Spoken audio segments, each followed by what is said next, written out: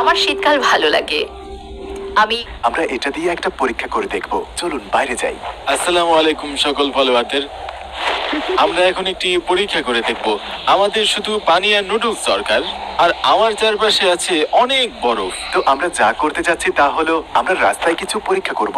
আর প্রথমটি হতে যাচ্ছে নুডলস নিয়ে। নুডলস বাইরে রাখবো আর 10 মিনিট পরে তা জমে যাবে। আপনি এটা খেতে যাবেন, এটা জমে যাবে। এছাড়াও আরো অনেক পরীক্ষা করা যায়, যেমন গরম পানি নেব আর ছুঁড়ে মারবো, এটা বাতাসে জমে যাবে। ধাতু, তাই এটি ভাঙবে না। আর আমাদের ফুটন্ত পানি সহ একটা থার্মোস দরকার। চলুন দেখা যাক। ভয় করছে আমার। রেডি, 2, 3। ওয়াও, খুব সুন্দর হয়েছে।